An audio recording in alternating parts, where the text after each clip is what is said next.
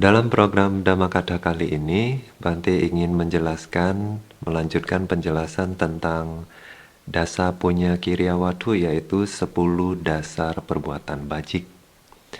Nah, terakhir kita sudah membahas tentang Patanumodana, yaitu bersukacita atas kebajikan yang telah dilimpahkan oleh orang lain.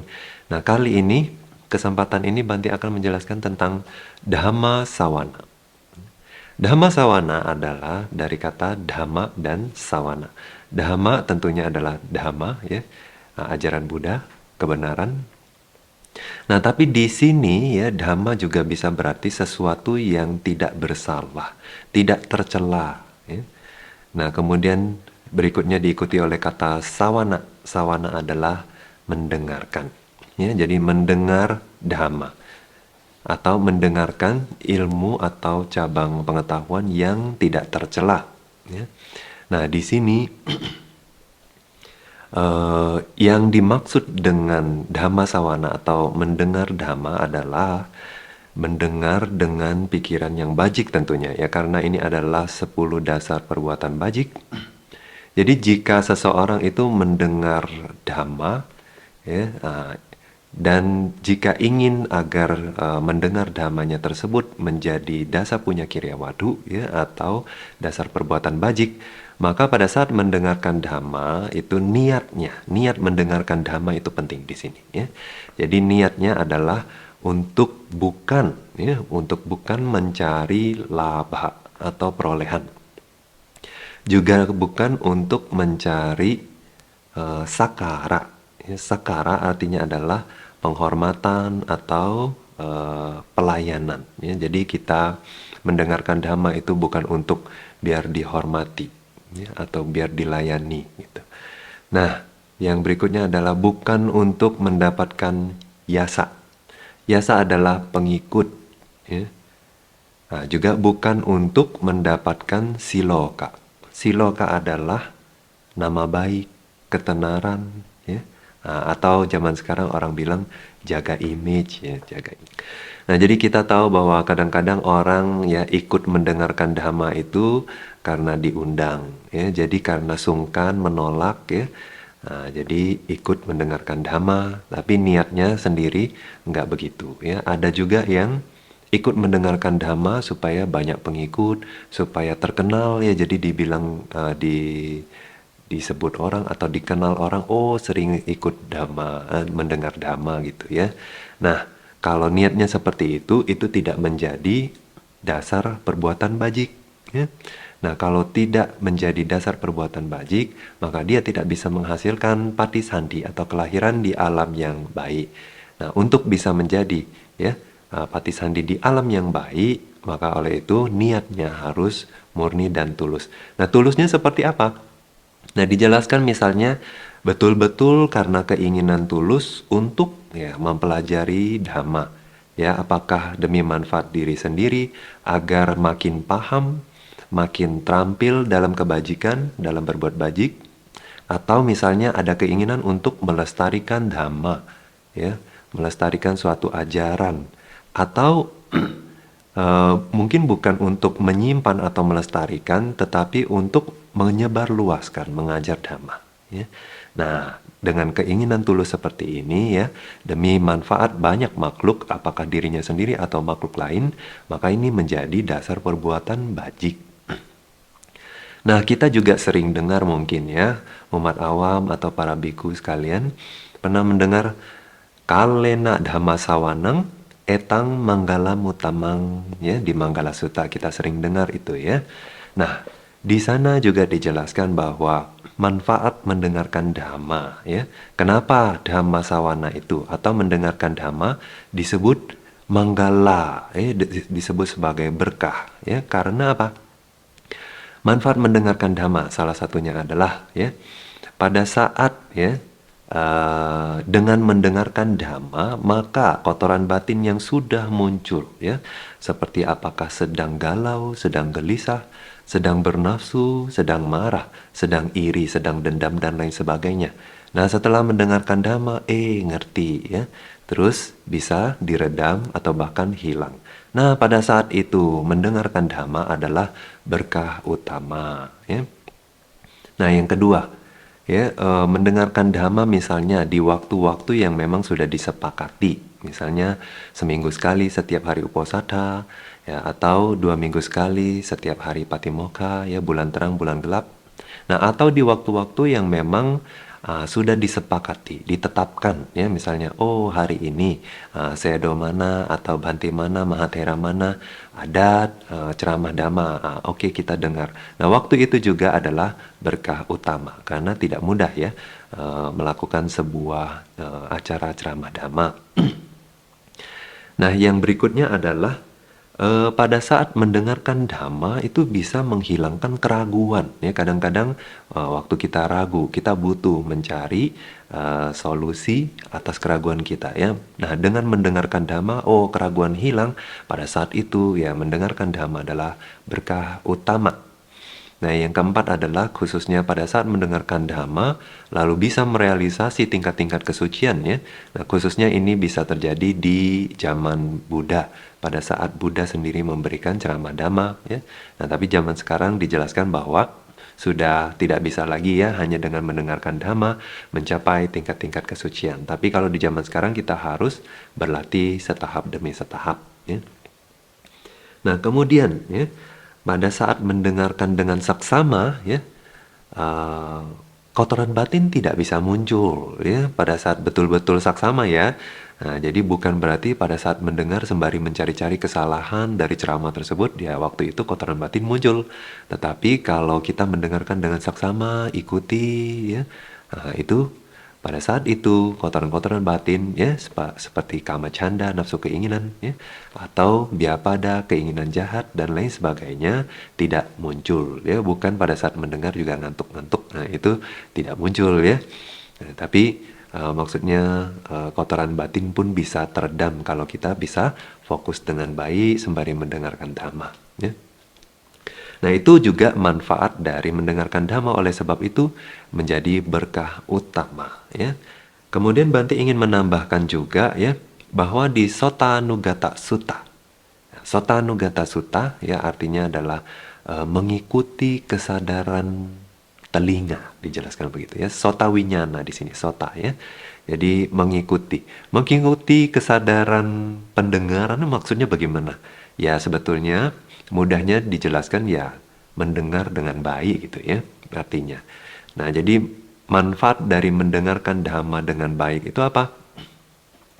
Dijelaskan bahwa di sutta ini ya di Anguttara Nikaya buku 4 di sana dijelaskan yang pertama, jika seseorang ya tapi tidak hanya sekedar mendengar dhamma ya.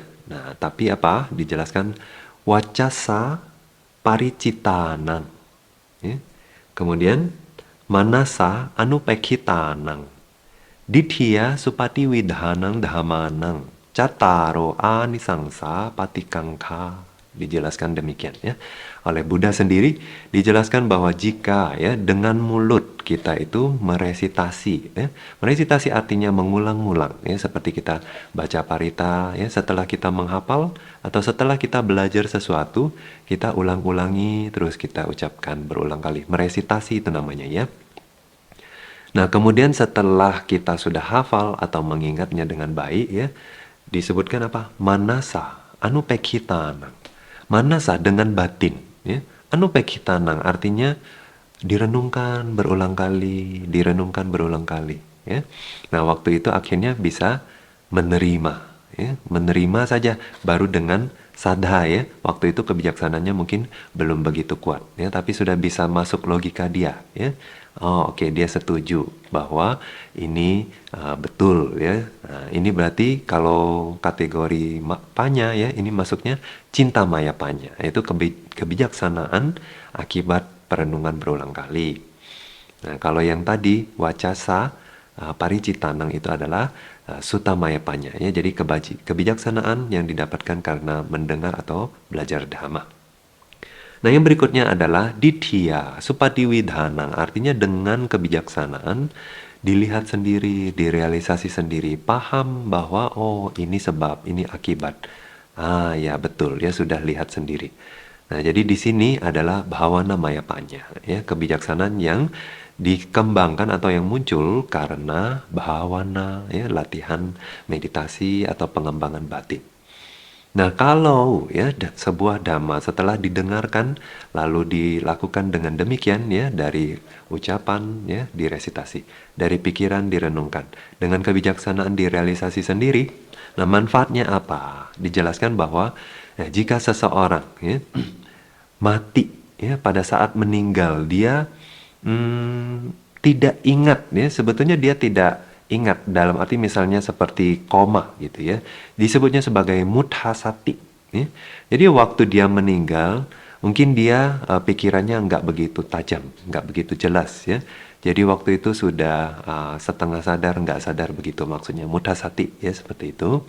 Nah, jadi kalaupun dia mati dengan keadaan demikian, dia akan terlahir di alam dewa, ya, di alam dewa. Jadi belajar dhamma, ya, merenungkan dhamma, kemudian merealisasi dhamma, atau hanya meresitasi dhamma, bisa terlahir di alam dewa ya menurut sutta ini. Ini Buddha ngomong sendiri ya. Nah, setelah jadi dewa ya, dia akan sebagai dewa itu pariyati dhamma ya, pembelajaran dhamma itu menjadi jelas di batin dia ya. Nah, kemudian ya, kalaupun ya dia lalai ya, lengah di awal ya, kemudian pada saat dia ingat lagi ajaran ya atau dhamma tersebut, dia cepat merealisasi katanya ya. Merealisasi dhamma, merealisasi nibbana. Nah, ini manfaat yang pertama. Nah, manfaat yang kedua adalah ya misalnya ya dia mungkin di batinnya nggak begitu jelas pariyati dhamma itu, dhamma pembelajaran itu nggak begitu jelas, dia nggak begitu ingat ya. Kemudian dia juga agak lengah ya. Nah, nanti ya satu hari misalnya ada bhikkhu yang sakti yang datang ke alam dewa menjelaskan dhamma. Nah, waktu itu dia ingat, oh dulu saya pernah dengar dhamma ini, tapi dulu saya tidak menjalankan kehidupan suci. Nah, oleh sebab itu, tapi saya tahu dhamma ini dulu saya dengar sendiri. Nah, ini persis benar. Ya. Nah, dijelaskan Buddha bahwa seperti seorang ahli genderang, ya, dia tambur itu ya, dia paham sekali, dia terampil sekali. Nah, jadi pada saat dia melakukan perjalanan, ya, kalau dia dengar dari jauh suara tambur ya, dia tuh bisa membuat keputusan yang tepat bahwa ini sebetulnya suara tambur atau bukan suara tambur. Nah, jadi seperti itu. Jadi karena dulunya ya dia sudah ahli perihal pariyati dhamma pembelajaran, ya, oleh sebab itu di kehidupannya yang baru sudah menjadi dewa, pada saat dia mendengar ya penjelasan dhamma, dia bisa menilai ini dhamma yang sejati atau ini salah, ini bukan dhamma. Ya. Nah, pada saat itu juga dia bisa merealisasi dhamma, dijelaskan demikian. Nah, ini adalah manfaat yang kedua, diingatkan oleh atau diingatkan lagi oleh biku yang sakti ya. Nah, yang ketiga sama saja ya. Dia juga mungkin lengah lalu tidak ingat sendiri tapi mungkin di alam dewa ada dewa yang mengajar dhamma. Nah, pada saat itu dia juga tahu, oh ini dhamma yang dulu pernah saya dengar, tapi dulu saya tidak menjalankannya. Nah, sekarang dia paham bahwa ini dhamma yang benar. Nah, dia juga mudah merealisasi, dijelaskan demikian. Nah, kalaupun tidak yang ketiga ya, manfaat yang keempat pun bisa terjadi. Jadi misalnya sesama dewa ya, mungkin mereka bisa saling mengingatkan. Oh, kamu ingat nggak dulu ya, kita pernah begini-begini, belajar begini-begini, berlatih demikian ya. Nah, waktu itu, oh iya, ingat-ingat, saya ingat. Nah, waktu itu, jadi manfaat dari pembelajaran yang sudah matang sebelumnya, itu pada saat di kehidupan yang baru, dia mudah ingat. Pada saat dia mudah ingat, dia mudah merealisasi pencapaian-pencapaian. Nah, jadi ini manfaat-manfaat dari belajar dhamma. Nah, ada enggak cerita yang menjelaskan bahwa mendengarkan dhamma saja ya bisa terlahir di alam yang baik? Oh, tentu ada ya. Dia Manduka ya, Manduka Dewa Puta. Jadi dia adalah dewa, tapi sebelumnya adalah seekor kodok. Nah, pada saat Buddha menjelaskan dhamma, kodok ini juga ikut mendengarkan dhamma. Tapi mungkin dia nggak begitu jelas sebetulnya apa maksud dari ceramah Dhamma tersebut, tapi dia happy, ya, bahagia pada saat mendengarkan Dhamma.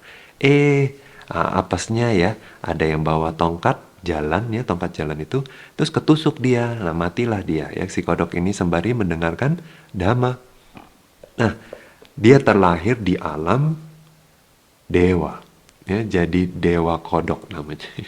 Nah, tapi tentunya nggak seperti kodok, ya, dewa kodok. Disebut saja karena dulunya kodok, ya. Nah, kita juga tahu sekarang, ya, jadi manfaat mendengarkan Dhamma. Nah, tapi untuk dasa punya Kiryawatu ini, Dhamma Sawana, mendengarkan Dhamma, Dhamma di sini nggak selalu ajaran Buddha. Tetapi juga semua ilmu atau ajaran-ajaran yang tidak tercela, ya. Nah, misalnya, ya, kita belajar tentang kesehatan, ya, tidak tercela, ya. Nah, kecuali kita belajar untuk apa? Mendapatkan ketenaran, mendapatkan banyak pengikut, supaya gaji besar dan lain sebagainya. Nah, itu ya, jadi masuknya bukan dasa punya Kiryawatu. Ya, meskipun Dhamma Sawana juga, ya, meskipun ilmunya sendiri tidak tercela, tapi dia tidak menjadi sebuah kebajikan, ya. Nah, begitu juga ilmu-ilmu yang lainnya yang bisa bermanfaat untuk diri sendiri dan orang lain. Tetapi pada saat ilmu ini, ya, menjadi niatnya adalah untuk merusak makhluk lain, maka ini bukan menjadi dasar perbuatan bajik. Nah, demikian penjelasan Bante tentang Dhamma Sawana dalam program Dhammakatha kali ini.